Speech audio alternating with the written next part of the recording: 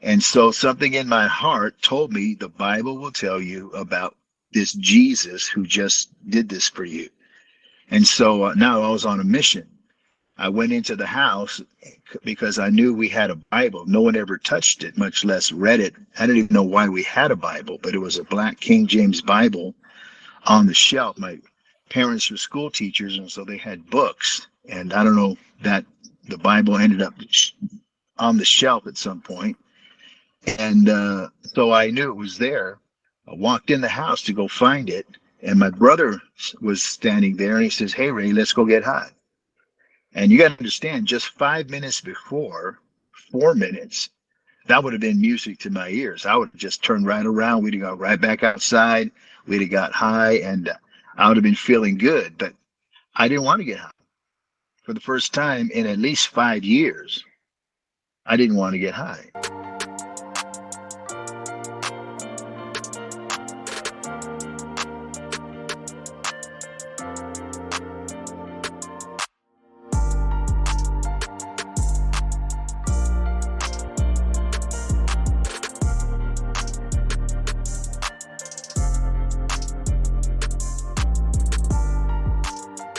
Welcome back, everybody, to the Light It Up podcast. I am your host, Wyatt Taylor.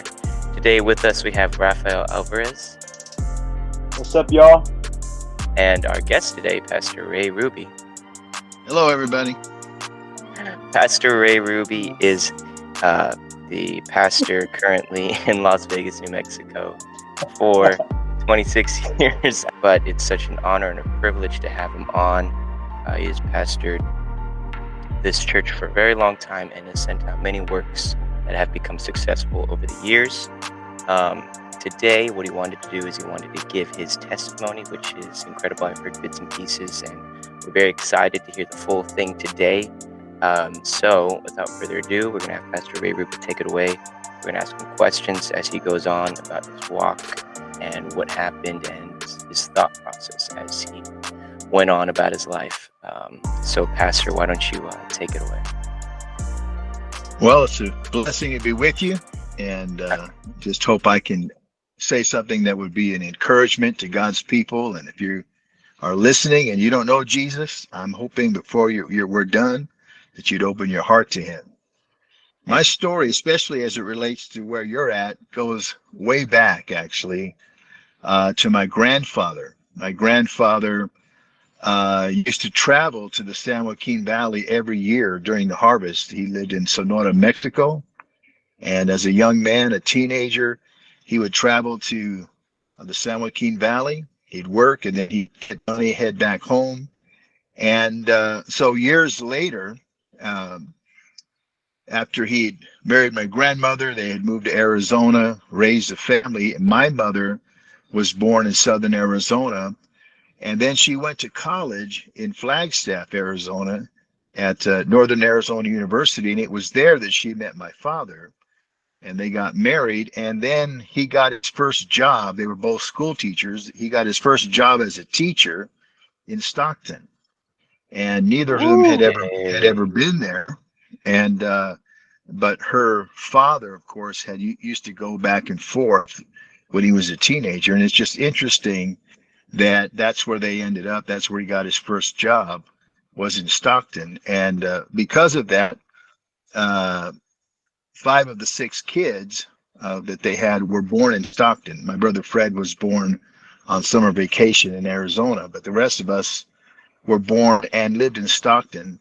I did for the first 10 years of my life, and I still consider Stockton to be my hometown. And so we actually moved out of Stockton in 1970. The reason why I think that's insignificant is because in January of 1970, Pastor Mitchell was moving his family back to Prescott. He was from Prescott. He had been in the ministry now for about a decade, and he basically had decided that denominational Christianity was not for him, and he was just going to head back to his hometown, Prescott, and raise his family. That's when he got a call about taking the church there, and he decided to do that. But it's interesting to me that when he was moving his family back to Arizona, to Prescott in January of 1970, my father moved us from Stockton to Tucson, Arizona in June of 1970. And so Pastor Mitchell took the church, and we know what happened there. God began to reach all of these young people, and lots of hippies from that day began to get saved in the Prescott church, and a revival broke out. And my pastor, Harold Warner, was one of those kids that got saved in Prescott during that time. And I'm now living in Tucson. And in 1973, just 3 years later, Pastor Mitchell sent Harold Warner, my pastor, to Tucson. And he began to pioneer a church there. And about 4.5 years later, the church in Tucson was doing very well. And I got saved in July 2nd of 1978. So Harold Warner arrived in Tucson in November of 1973, and I got saved and began to go to church there in July of 1978. And it was just a radical change for me. As far as I know, I don't know of anyone on either side of my family that was born again. There might be somebody, but I didn't know who they were. If they were, this was something that was new. I was raised Roman Catholic, and I was 18 years old in July of 1978, and my life was a pretty big mess. I made a pretty big mess out of things. It was nobody else's fault but my own. I made my own choices, and I was a bad influence on my younger brothers especially, and other people around me. And so my life was kind of spiraling down. Drugs and alcohol, things that I said I would never do, I was doing. And I was really kind of at the end of myself. And people had told me about Jesus. I had heard about the rapture and Bible prophecy and other things. People had given me books, tracts, and that kind of thing. And for a while, me and my brother Herb used to get high and read the books, read the tracts, and trip out and talk about it. And but I was at a place where I was just, like I said, I was kind of spiraling down. It was about 6 months before, January of 1978, where some people had talked to me, and I prayed, but I didn't repent. I was kind of open to the idea, but I wasn't willing to give up my sin. But it started me on this path, and I started to, frankly, spiral out of control. That's when I really started to do what I said I wouldn't do. And life really began to shake me up. I remember one time taking some drugs and having really the only bad trip I ever had. And it was like torture. I was up all night, and I remember praying to God for him to help me. Again, I wasn't repenting of my sin. I was just asking for help. But that's how bad it was. I broke into a friend's car. You know, that's kind of friends we are when we're not saved. I broke into his car and stole his dope. And then I went to a park and just smoked a bunch, trying to get myself to be able to sleep.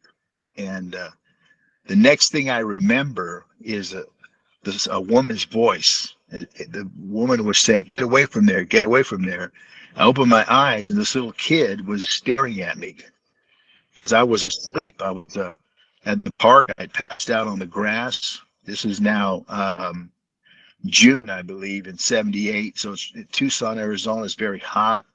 And I remember I sat up, and I had long hair. It was matted. I was sweating. I didn't have a shirt on.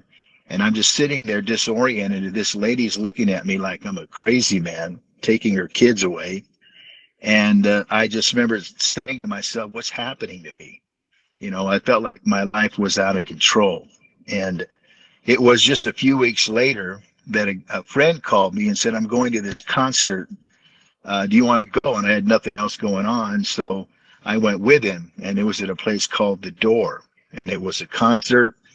A band was playing. all these popular type songs with changing the words, and I'm like, that's not how that song goes. And but then this guy got up and started preaching, and I got really convicted. And but I was just too proud. I didn't want to get saved and didn't want to lift my hand. A guy came up to me and started to really witness to me, and I basically lied to him, told him, "Oh yeah, I go to church across town," just to try to get him off me. And I left. I went home, but I was miserable. And so the next day, it was a Sunday, this same guy called and said, "I'm going to go back if you want to go with me." And so again, I had nothing going on, so I thought it was another concert, but it was a church service. And we got there late. We were sitting in the back, this metal chair, and Harold Warner was preaching, and I didn't understand anything he was talking about. And then he got to the altar call and was saying, "If you want to get saved, raise your hand." And I just was too proud. I just couldn't do it. And so people stood up. The same guy found me. I guess he didn't believe me the night before and really was hammering on me to get saved. And I just kind of fought him off. And the guy's driving me home. And so now it's like, I don't know, 9:30 on a Sunday night, July 2nd, 1978. Stops at my house, and I got out. And that's when I just walked into the yard, and I just fell down on my knees. And I just said, "If there is a Jesus Christ and you can hear me and do anything with my life, I'll give it to you." That was my sinner's prayer. But it was different. In my heart, I was really surrendering. I'd had enough. And if there was a God, then I needed him, and I knew that. And so I stood up, and something inside me said the drugs, but I remember thinking, if you can take it, you can have it, but I can't quit.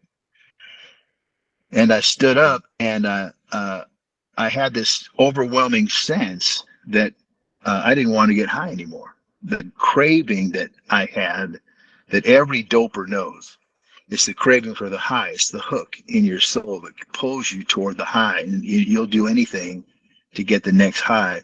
It was just gone, and I knew it was gone, and I was blown away, and I knew that this had to do with Jesus. And so something in my heart told me the Bible will tell you about this Jesus who just did this for you. And so now I was on a mission. I went into the house because I knew we had a Bible. No one ever touched it, much less read it. I didn't even know why we had a Bible, but it was a black King James Bible on the shelf. My parents were school teachers, and so they had books. And I don't know that the Bible ended up on the shelf at some point. And so I knew it was there. I walked in the house to go find it, and my brother was standing there, and he says, "Hey, Ray, let's go get high." And you got to understand, just 5 minutes before, 4 minutes, that would have been music to my ears. I would have just turned right around. We'd have got right back outside. We'd have got high, and I would have been feeling good. But I didn't want to get high. For the first time in at least 5 years, I didn't want to get high. And so I said, "No, I'm not going to do that anymore. I'm going to be a Christian, born again," something like that, because he looked at me like I was nuts. And he goes, "Well, I'll give you about 2 weeks with that one," because that's how I was. I was going from one thing to another. And I didn't care. I just walked past him, found that Bible, and went past him again with his dope, went to my room, closed the door, and I just opened it up. And I wasn't a reader. I didn't like to read. And then I knew this was King James English, so I didn't even know if I would understand it. It'd be like reading Shakespeare or something. And I remember I opened the Bible up, and it just happened to open right to the Gospel of Matthew, the beginning. And so I just looked at it, and I just said, "God, you're going to have to show me what this means." And I just started to read, and I've been reading it ever since. And Wow. I read, it took me a few weeks, but I read through the New Testament. And the next Sunday, I went back to that church, the door, on a Sunday morning. And that's where I heard tongues for the first time, where I really understood that they were saying something that wasn't English, it wasn't Spanish, this was something different. And it just really kind of blew me away. It told me that what was going on there wasn't just religion. It wasn't just a different brand of religion. Okay, these people just go to that church. this was something else. God was involved here somehow. There was power here. And that's where it all started. But my life did change right away. Like I said, I stopped getting high immediately. I stopped drinking, and I didn't want to. And then I began immediately to tell my brothers what had happened to me. And I was encouraged them to go with me, but they weren't interested. They did kind of came along to check it out, but they weren't interested, and they told me as much. And so I just began to try to serve God as best I could. You were the first in your family to yeah. be, and this was for a while. It wasn't like, a few days or a few weeks. Right. And they did, like I said, they kind of came along and checked it out, but they had, they wanted to party and do whatever. So they, didn't get saved right away. And so I had to live it, and I didn't know, right. Like I said, I was the first person in my family on either side that I knew about that had been born again. And so I didn't know anything about it. I just knew that I needed to go to church. I knew that for a fact, even though I didn't know anybody there. I just knew that God wanted me to go there. And even though it was about a 30-minute drive from my house, I just knew I had to go to that church, not one around the corner or one more convenient. I just knew he wanted me there. So that's where I went. And I think that was probably the single biggest factor as to how I stayed saved, is I went to church. If I had become a once a week type Christian or whatever, I don't think I'd have made it. But I just made in my mind I was going to be there Sunday morning, Sunday night, Wednesday night, and then they'd have, revivals, and I'd show up for that. And then I heard the concerts are going on in those days, Friday and Saturday. And and that's how when I got to know the people who were there. And I remember early on walking into the service late, because that's usually when I'd show up. I'd be late. I remember walking into the building, and it's packed out, and they're singing and whatnot, and I'm just kind of froze. I'm standing near the back, and I'm looking at all these people, and I just said in my heart, I said, God, I'm not like these people. And what I meant by that is, these people are almost perfect. They're like angels compared to me. I'm messed up. And God just said, well, you know what? They're no different than you. And what I've done for them, I'm going to do for you. And that really encouraged me. And so I just, found a seat, sat down, and those are the early days. And so I'd come home from church and ready to give it another shot with my brothers. And, I'd park the car and I'd get out, and I could hear like chairs moving and furniture sliding across the floor, and people footsteps, and I'd go in the house, and it's like nobody was there. They had doors closing because they were avoiding me. They didn't want to hear it. And so I'd have to try to find them, but and then I remember praying for them, especially on the weekends, really praying at night, because I knew where they were. I knew what they were doing. And I'd just praying, God, don't let the devil kill them. Don't let the devil kill them. Don't keep them, protect them, because they need to get saved. And so that was 1978. And Hey, Pastor, I think it was. I got a quick question. Yeah. So, like you said in the beginning, and not beginning, but what you said right before you were about to talk about your brothers and all that, was it something like, let's say you walk with God, like how you completely walked away from? Can you hear me? Right. Okay, sorry, my headphone died on me. Did that temptation ever come back to go back into sin, or was it just like once done and you're just like, oh, I just got to go to church, and that was the main focus? No. There's a devil, and the devil's a tempter, right? The devil's a liar. And so, yeah, there was temptation, but I was saved. And it wasn't like before where he had me. You know, I was captive. The dope was my, that was my religion, so to speak. That was what I was living for. And so, yeah, there was temptation. There was a temptation to every sin I was involved in. But I had that new nature. I now had a choice. And so, I was a young convert, and so I had my struggles and battles, but I also was saved. I was really saved. And it was different. I could choose to do right. I wanted to do right. And if I messed up, I repented and I just kept going. So, like every new believer. Yeah. Okay. And so it was about October, and I remember looking in the mirror, and I kind of looked like I always looked. In those days, I had long hair, and I remember thinking to myself, "That's not me anymore. I'm not that guy." Mm. And nobody ever said anything about my hair, nothing like that at church, But I remember thinking, you know what? I'm going to get a haircut. Now, I used to go in those days, it's 1970s.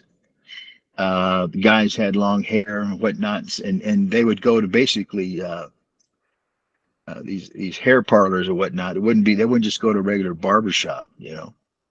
And but I thought, nah, I'm not going to waste money on that stuff anymore. I'm going to just go to a regular man's barber shop, get me a haircut. And so I went to this barber shop, and I walked in, and the only barber there was a lady. And so I'm already there, and she's looking at me and with my long hair, thinking I'm lost or something. And so I said, well, just give me the regular haircut. It's like $350 or something. And so she did. And I remember looking up, and my hair was gone. It was probably it was little longer than it is the way I have it now. But for me, that was radical. And my ears and my neck were white because they never saw the sun. And so anyway, I remember going home, and I had worn a button-down shirt, which I never did. I would, with my brothers, we would just wear Levi's and T-shirts. But I'd worn this button-down shirt, and I went home, and my hair was gone, and my brothers were tripping on me because they thought I had joined a cult. They thought because the way that I looked, I had a button-down shirt, my hair was short, and they thought for sure I'd joined some weird group. So it's just that looking in the mirror, I just thought, it's just not me. And I didn't want it to be that short, frankly, but it grew back. But and then a couple months later, at the time, just to pass the time, I was going to the community college. And I remember I had an anthropology class just before lunch, and it used to vex me. I used to hate it because I knew what they were talking about wasn't true. But I didn't know what else to do. And I remember leaving for lunch, and with my Bible, because I would take my Bible to college, and I would put it on my desk. And the anthropology teacher, the guy with this long beard, because he would pick at it like he was an ape or something, to prove that we came from apes. And he used to get ticked off that I had a Bible on my desk. I didn't care. But anyway, I remember I was leaving, and God spoke to me. He very plainly, he said, I didn't call you to do this. And I understood what he meant. I mean, go to school. And I'm called you to something else. And so for the first time ever in my life, I wanted to work. I wanted a job. I wanted a job, and not just any job. I wanted a real job, somewhere I could get down and earn some money and do something right, and make a difference, have a real job. And so I just said to God, Lord, get me a job today. I'll do anything. Just get me a job today. And so I just drove toward downtown Tucson, and I drove by the phone company, and I thought, they've got to have an employment office, so why not? So I stopped, and I went in, And I said, I'd like an application, and they said, well, we get our references through the Arizona Job Service. And I thought it was the brush off, if they didn't want to talk to me. But the Arizona Job Service was around the corner. So I thought I'll just go over there anyway, see what they got. And so I walked in, and there was a piece of, I said, the phone company sent me over here. They gave me this paper. I put my name on it. And they said, fill this paper out, this other one. And I'm sitting there, and there's a whole line of people. And I did it wrong. You know how you put your name in the wrong place, or you put the wrong information. I thought, oh man, I messed it up. So I was going to get up and leave, and I'll come back. There's all these other people. And as I was getting up, the lady called my name. So ahead of all these other people, and so she sent me to somebody, and they gave me a paper and said, take this back to the phone company. And so I took it back. And they said, okay, come in on this day for a test. This is all happening within an hour or so. And so I came back and I passed the test, and I got hired at the phone company. Wow. And I had that job until I went into the ministry. And so, it's just God working in my life. That was December of 1978. And so into the new year, it was April. That I was working swing shift, and I came home on a Saturday night, and my brother Richard said, hey Ray, I went to the door. And now I knew that they'd kind of show up and watch and then take off, and one time they were there, Richard and Fred, and there were a couple other guys there, and they got into it with them, at a concert in the back, little fight broke out. And so I was kind of mad about that because I'm thinking, man, if you're not going to go there because you want to serve God, don't go there to mess around, So he said he went to the door, and I said, well, what did you do? Just stand around and look stupid? And he said, no, I got saved. And I felt like a knife in my heart, like, oh God, because I've been praying for this guy for months now. And he really got saved. He really got converted. And about a week later, my brother Herb, my brother Fred they prayed, answered the altar call, and really seemed to be sincere. But then my cousin called. My cousin called from Winslow, Arizona, is where he lived, about a 4 or 5 hour drive. And he asked my brother Herb to bring him some dope. And so Herb just said he would. His reasoning was, I'm not going to smoke any. I'm just going to deliver it, whatever. He's been saved for a few days. But it was just the devil trying to hold on to them. And so I tried to talk to him and whatnot, and I convinced him it was a bad idea. But they took off. I remember I went home, and my older brother, who's not saved, he said, you hear what happened to Herb and Fred? And I knew they were on the road. And I said, what? He said, they're in jail in Prescott, Arizona. And I said, praise God, because I knew it was the hand of God. What had happened is they're driving up the interstate, I-17, which goes by what's called Cords Junction on the way to Prescott. They were driving by there, and a cop pulled them over for an illegal lane change. Oh goodness. Like they pull people over for that all the time, right? So he pulled him over for an illegal lane change, and Herb said he knew the dope was in the glove compartment, but he just didn't. I think he just opened it, and it fell out.